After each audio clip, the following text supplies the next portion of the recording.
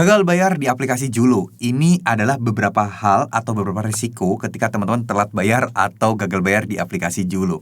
Assalamualaikum warahmatullahi wabarakatuh. Buat teman-teman yang saat ini bermasalah dengan Julo, ya, bermasalah ini dalam artian teman-teman ada pinjaman tapi teman-teman belum ada dana buat mengembalikannya. Kira-kira apa sih langkah yang teman-teman bisa ambil sehingga teman-teman itu setidaknya bisa tenang dan bisa menyelesaikan permasalahan hutang di aplikasi Julo ini? Oke.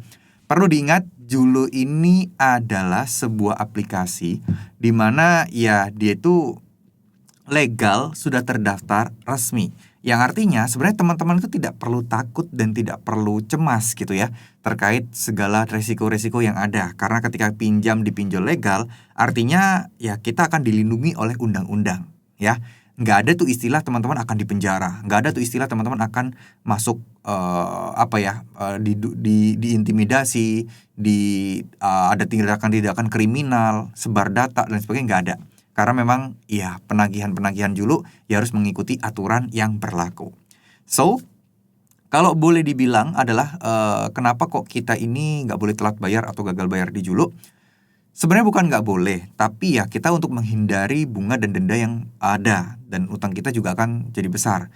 Tapi seandainya teman-teman memang masih belum ada dana atau uangnya, ya teman-teman saya sarankan tidak perlu panik dan tidak perlu takut yang berlebihan. Karena ketika teman-teman panik dan takut yang berlebihan, maka secara otomatis teman-teman akan kebawa ini tuh, kebawa kayak kegelisahan yang gak berarti, yang akan membuat hidup teman-teman akan gelisah. Saya yakin teman-teman buat yang baru pertama kali menghadapi situasi seperti ini akan merasa ketakutan, akan merasa cemas yang berlebihan.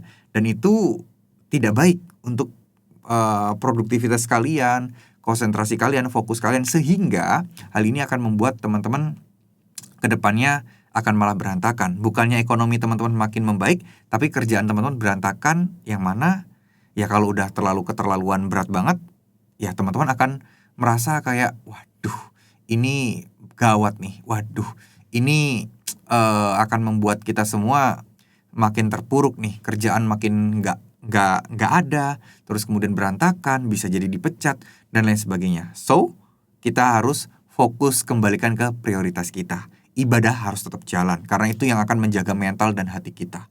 Kepasrahan kita, ketenangan hati kita dari Allah Subhanahu wa taala, ya kita harus terus berdoa, berharap pertolongan Allah akan datang. Ingat ya, karena ini semua berkaitan dengan ya rezeki, terus kemudian kemudahan, progres apa yang kita kerjakan, ya itu akan sangat-sangat ditentukan oleh ya takdir dan juga rezeki teman-teman. Kita tugasnya adalah fokus aja sekarang untuk bekerja, mencari penghasilan tambahan, sisanya serahkan sama Allah SWT ya.